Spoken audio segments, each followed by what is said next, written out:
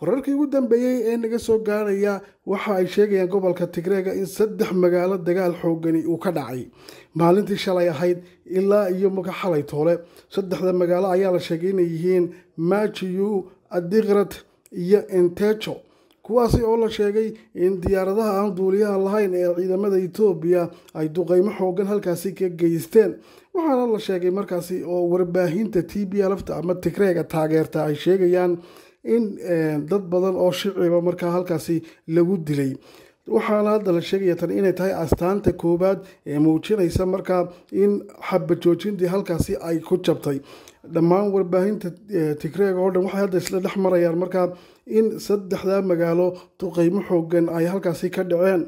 wax jawaab ah oo ka soo baxay dhinaca xukuumadda Itoobiya ilaa hadda ma jirto eedeymahaasi loo jeedinayo dhinaca kale waxa jirta heshiiska ay wada galeen TPLF iyo xukuumadda Itoobiya ayaa waxa la sheegay inuu waraabataag yahay oo ay jiraan qaybo miinooyin aasan ah oo goortay doonaan qarxi kara oo aan laga heshiinin taasi oo ay ugu weyn tahay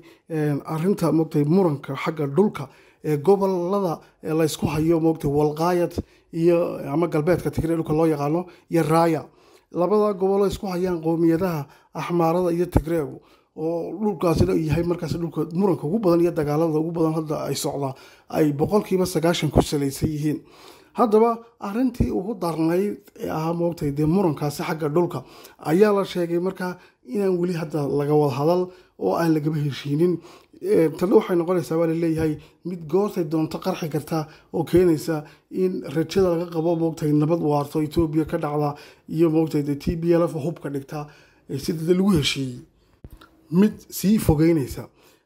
inta ay dhulkaasi maqan yahay ee moogtay labada dhinac ay ku muransan yihiin taas waxay keenaysaa waa leeyahay markaa in goortay doonto markaa ay qarxayaan dagaalku oo bilaabayaan dhinaca kale waxa jirta xagga siyaasadda iyo dawladaha dariska baa la yiri ayaan iyagana ah miinooyin aasan markaasi oo aan laga heshiinin oo qodobada markaasi miiska hoostiisa la dhigay markii heshiiskan xabad joojinta iyo hubka dhigista iyo qaramaynta la kala saxaadayay ee TPLF in hubka dhigto oo la qarameeyo oo moogtay iyaguna xisbi siyaasi ay noqdaan oo ay dagaalada joojiyaan qodobadaas oo dhan lagu heshiiyay laakiinse arinta dawladaha dariska ah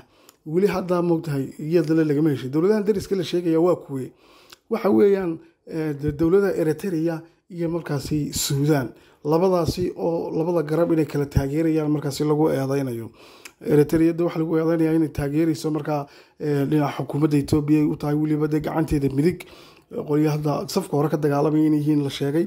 iyo dhinaca kale Suudaan oo iyaduna moogtay TPLF tababar weyn u sameysay xariye waaweyn oo lagu tababaro oo dadkii qaxoontiga ahaa ka yaacay moogtay gobolka Walqaayad markii dagaalku dhacay bishii November 2020 dhalinyaradii qaxday ee Suudaan tagtay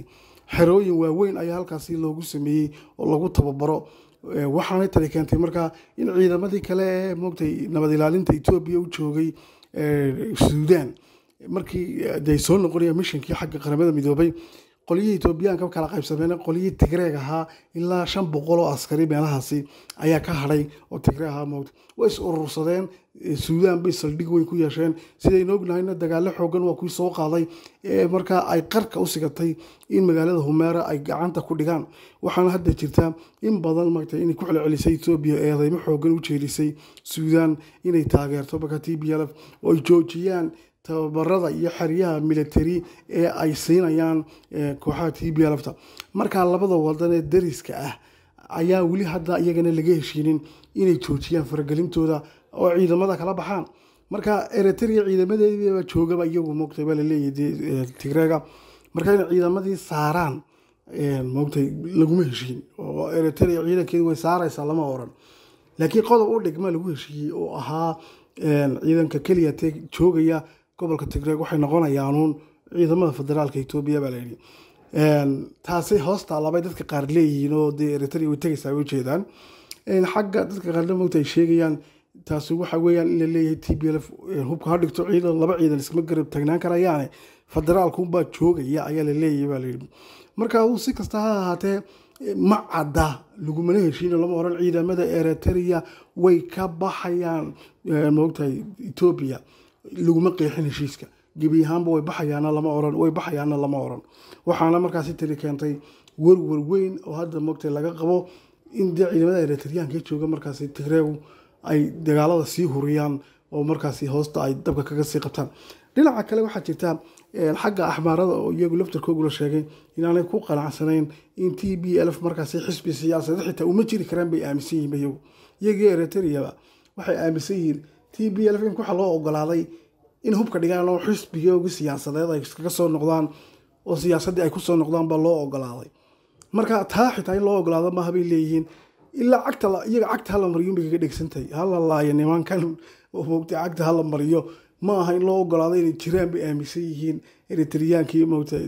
xukuumadda Eritrea iyo qowmiyadda xamaaradu labaduba waxay moogtay aad ugu talax tageen in nimanka laga takhaluso tiina hadda wax nimankii la tirtiray ma jirto waxa loo ogolaaday in xisbi siyaasadeed oo jira ahaadaan marka arrinka ugu weyn waxay taasina noqonaysaa miino kale oo aasano goorta doonta xabadda way bilaabmaysaa dagaalkan uu qarxi karaaba leeyahay dad badan oo moogtay arrimaha Itoobiya iyo geeska Afrika falanqeeya ayaa waxa ay sheegayaan in aanay xukuumadda Itoobiya ka daacadahayn bari heshiiska iska waraabataag u yahay bay yiraahdeen waayo saaxiibadooda qolyaha garabka isku hayaan xukuumadda Itoobiya ee Eritrea marna ma ogola markaasi in heshiis la galaba leeyahay sidaa darteed xabad joojintu goorta doonto ayay jabi kartaa malaha mid caga adag ku taagan maadaama qolada kale ee dagaalka ku jirta marka Eritrea aan demiski wada hadalada la keenin wada hadaladu waxay ansax ku noqon lahaayeen baa la yiri oo marka mid dhaqan gala ay ku noqon lahaayeen oo guuleysta marka dhammaan qolyaha dagaalamaya miiska wada xaajoodka la isku keeno oo halka heshiisyo lagu galo ayuunba marka si calal fayoobiya ay u dhaqan galaysaa marka xabad joojintu laakiin inta qaybna loo yeerayo qaybna ay banaanka joogto qaybtii kale banaanka joogtay markaasi colaadda hoosta ayuunba ka horinayaan moogtay saa darteed waxaa hadda la sheegaya falanqeeyayaashu way sheegayaan in inta ay Eritrea ka maqan tahay miiska wada xaajoodka aanay wax hagaagayaa jirin garabka ugu weyn iyo moogtay gaashaanka Itoobiya haysata ee saaxiibka dhow ahina dee waa madaxweynaha marka Eritrea Afwerki xukuumaddiisa oo arrinkaasi lagala tashado moogtay mooyaane moogtay ama miiska la keenay mooyaane dee wax hagaagaya ma jirta ayaa la leeyahay tanna waa sababta hadda durtaba iyadoo aan 2 maalmoodba ka soo wareegin heshiiskii ay durtaba dagaaladu haddana u bilaabmeen waxaa la sheegayaa marka laga cabsi qabaa inay haddana sii xoogeystaan dagaaladu oo halkaasi ay ku burburaan dhinaca kale waxay tani kusoo beegmaysaa iyagoo wafdigii Tigreeg ahaa ee ka qayb galay wada hadalada nimankii wantedka ahaa ee la raadin jiray moogtay labadaas sanada Getachew Reda iyo Janaada Sadkan iyo ayaa imika si xornimo ah magaalada Addis Ababa ku dhex marayo oo hoteeladii waaweyn Addis Ababa jooga waxaana tan noqotay mid taariikhi ah moogtay laga yaabay waayo nimankan godadka ku jiray 2 sano la raadinayay oo haddana moogtay imika magaalada madaxdii Itoobiya iska dhex marayo xora ayaa arrinkaasi wuxuu noqday mid hadda social media la isla dhex marayo dhinaca kale waxaa jirta heshiiska ay wada galeen TPLF iyo xukuumadda Itoobiya ayaa waxaa la sheegay inuu waraabataag yahay oo ay jiraan qaybo miinooyin aasan ah oo goortay doonaan qarxi kara oo aan laga heshiinin taasi oo ay ugu weyn tahay arrinta moogtay muranka xagga dhulka ee gobolada la isku hayo moogtay Walqaayad iyo ama galbeedka Tigreeg dhulka loo yaqaano iyo Raaya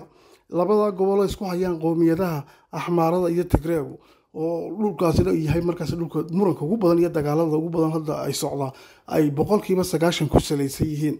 haddaba arrintii ugu darnayd ee ahaa moogtay murankaasi xagga dhulka ayaa la sheegay marka inaan weli hadda laga wada hadal oo aan laga heshiinin